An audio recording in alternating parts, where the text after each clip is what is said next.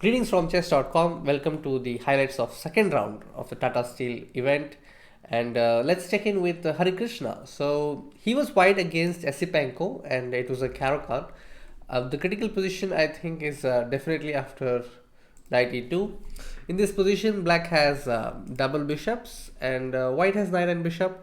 Now this pawn on e2 could become slightly weak and may prove to be in black's favor. But in this position after knight e2, instead of maybe improving the position further, he played a committal move with a4 which gave Harikrishna the chance to hold. He played rook c1 and then got knight c3. So with these moves what he is able to do is create a lot of pressure and force black to give away his bishop pair, and if not bishop pair then the position is at least equal. So after bishop a3, rook d1, bishop c6, he got his rook to d8, and now rook h8 ideas exist. If king g6 there is rook g8 kind of moves, and then after a few moves the game ended in a draw. So what I wanted to show is after knight e2 maybe black could play something like h5, and if white goes knight f4 to play h4. And then even in case of a move like bishop d6, it's not so easy because black has rook d7 and black can keep pressing. So in this position I think black can still slightly press, but it is good that Harikrishna was able to draw this game. So in the game, the new move for this game was after castles. Instead of castles, after knight b5, this whole thing was a new territory. Before that, f4 was played in one of the games, but after knight b5, black had this double bishop advantage throughout, but it's not easy to see how black can take advantage of it. That is where the pawn break f6 comes handy. So Esipenko shared that he really likes Carlsen and he was able to get his favorite opening today.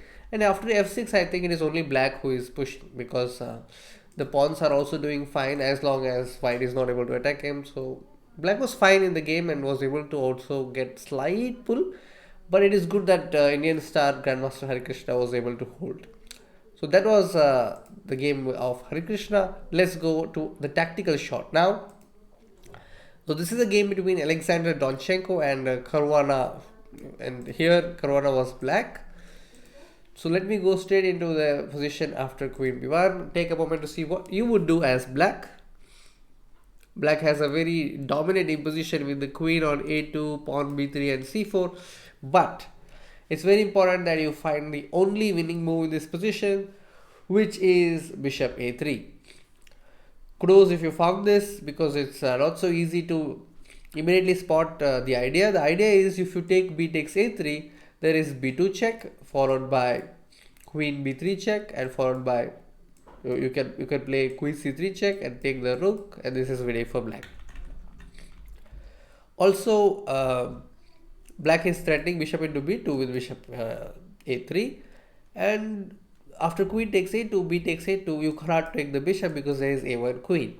So in this position Donchenko played king to c2, and again I really like the move which he played.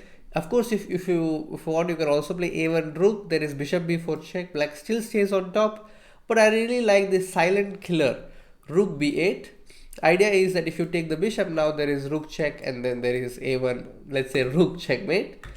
So after rook b8, Donchenko decided to deflect this rook and play rook d8 check, but that did not help. After rook takes d8, b takes a3, he simply played c3. Remember that if you play a1 queen, there is a bishop b4 check picking the queen. So he plays c3, and now a1 queen is threatened, and if you take bishop takes c3, there is rook c8 pin.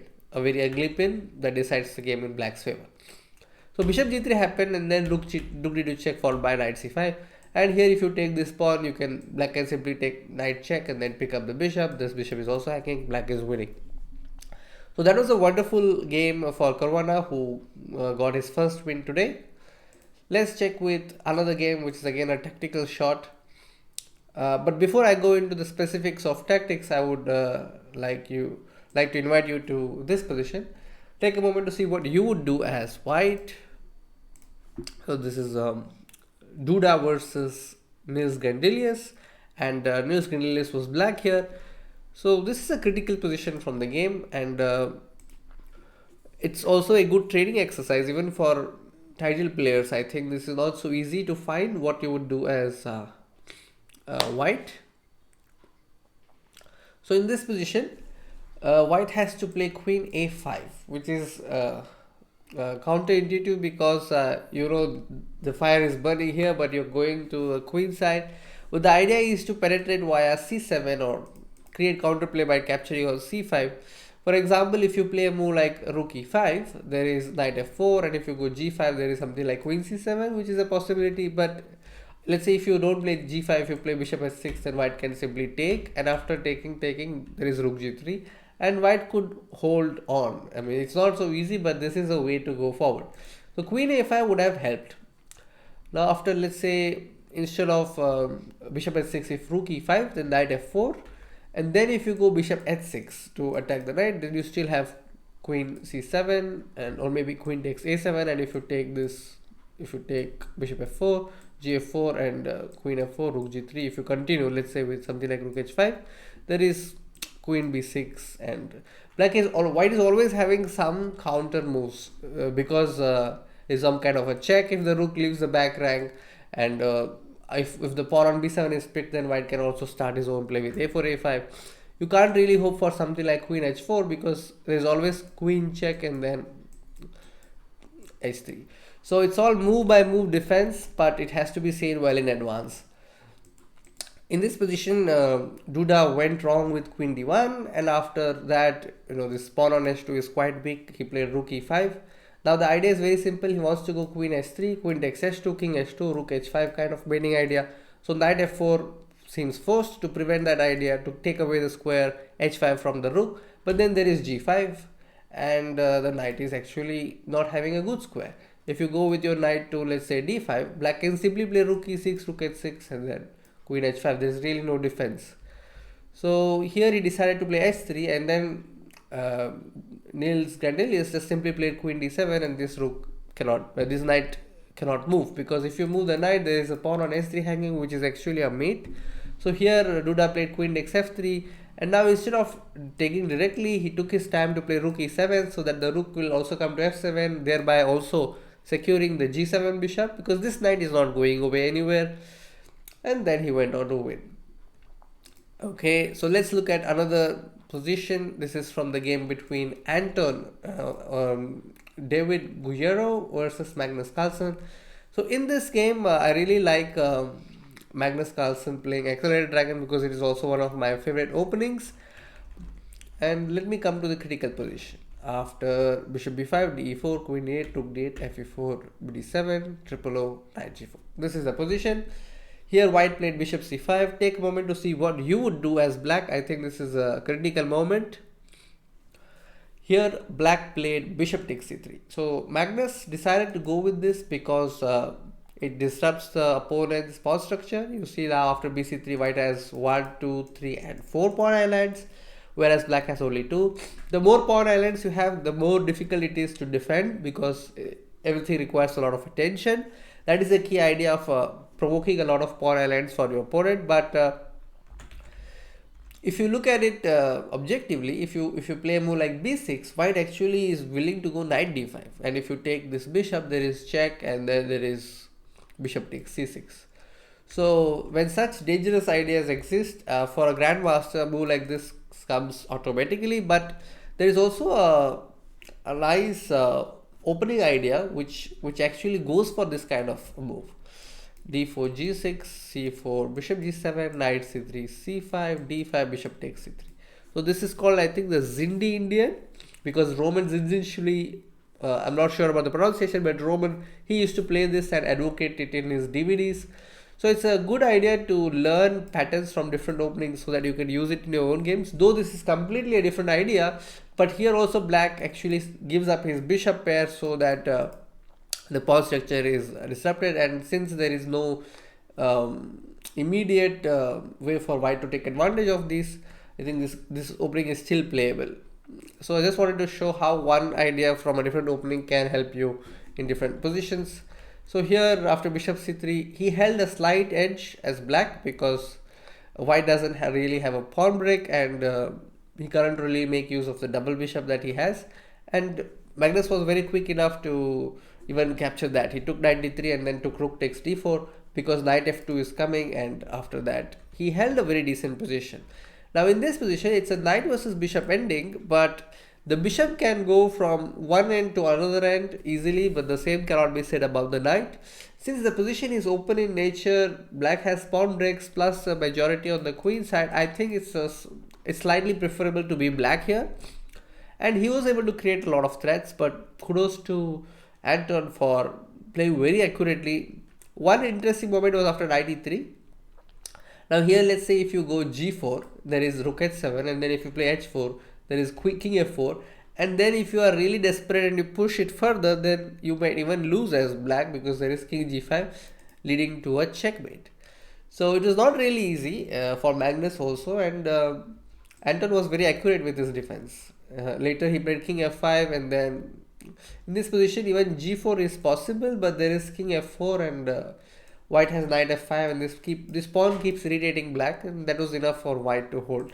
After bishop g4, he played king d4, and then eventually this pawn became very dangerous and Magnus had to give up his piece, and that is what happened. He took rook takes e6, and then this was a draw. So that was a game between Anton and Carlsen. Let's go to the next one. This is a game between MVL and Alireza Firouzja. So in this game, I really like the way in which MVL played. I'm going directly to the critical position after knight c4. Opponent played bishop e7. A good moment to see what you would do as white. This is a question for even title players. If you're watching, I think it's a very good exercise to see what you would do as black. Okay, so c5 pawn is hanging, and at the same time white has to think of a way to build his position.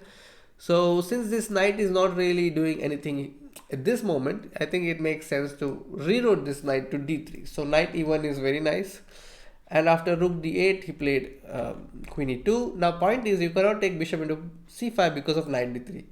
I also think this is very similar to the Macaconos principle, because this knight is not really doing anything here, so it could be used on d3. So I really like this move, and even the computer agrees with knight e1. And then after knight d3, he established a firm hold on e5 square. He first plays f3, so that this d5 bishop, though it feels like it's doing a good job on d5, but it really has nothing to do there except keeping an eye on c4 knight. But after f3, he also plays rook f2. You will see all these static moves are like improving the position for white bit by bit. And you see now white's position is very commanding. He has a beautiful knight on e5 which cannot be disturbed because there is no pawn to kick that knight away, and white can hope to build on the position, but he went wrong. So I'm coming to that position where he played knight c4. In this position, something like bishop d4 followed by rook d3, and maybe expand on the king side, or also think of creating something on the queen side. Both ideas were possible, but he went wrong with knight c4, allowing black to equalize immediately. Again, a good exercise for you. If you are black, what would you do as black?